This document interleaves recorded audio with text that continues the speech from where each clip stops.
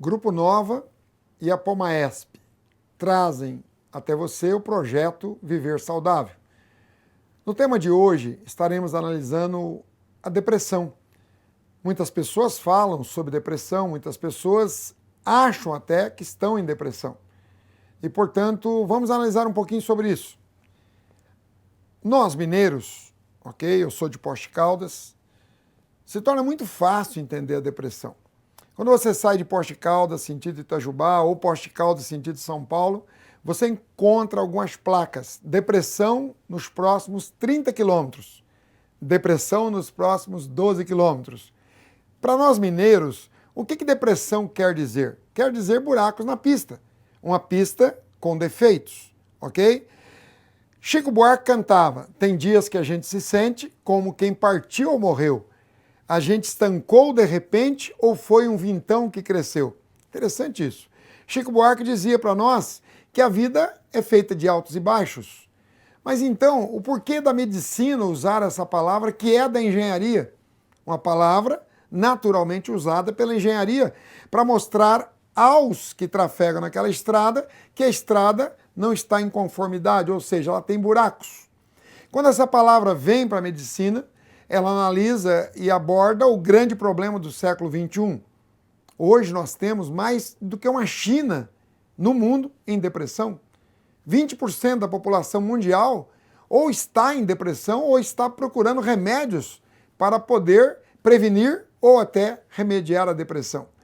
Então, professor, o que é depressão? Esta é uma grande questão.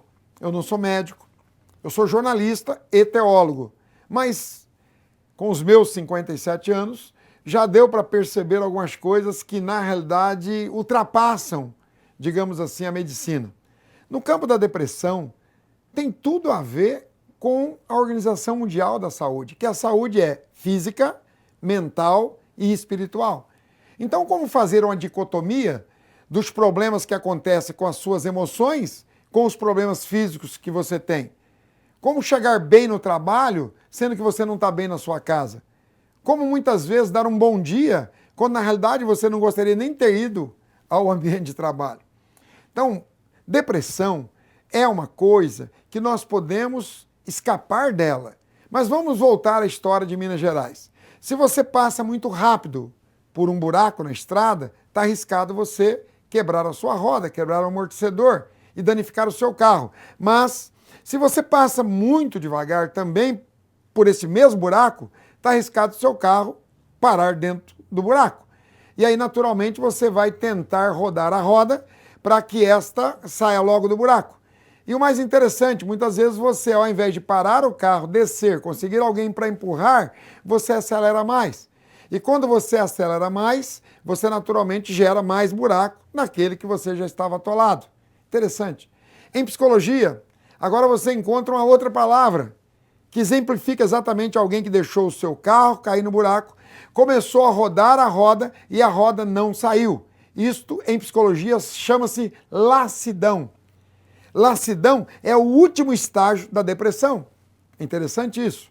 Então vamos lá. Então você trafegava por uma pista, cai num buraco, infelizmente atola, faz com que a roda rode mais rápido e aí naturalmente você está num outro processo agora, muito pior do que a depressão, que em psicologia chama-se lassidão. Interessante isso. Ou seja, o cara está trabalhando, ele tem uma esposa, ele tem filhos, mas os olhos não brilham mais. Ele perdeu a graça, ele perdeu a vontade. Ele não vai a um cinema, ele não faz um curso, ele não quer crescer, ele apenas vai vivendo. E alguns até dizem que bom que se a minha vida acabasse logo. Por quê? Porque ela está tão sem graça. No próximo bloco, vamos falar sobre isso com vocês. Por que a vida de algumas pessoas tem graça e de outras não?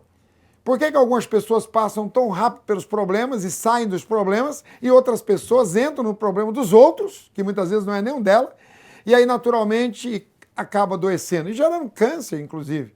Aliás, também, segundo a Organização Mundial da Saúde, 90% das doenças que nós temos, infelizmente, são de fundo emocional. Venha conosco no próximo bloco e nós iremos analisar um pouquinho mais desta que, sem dúvida, é a doença do século, a depressão.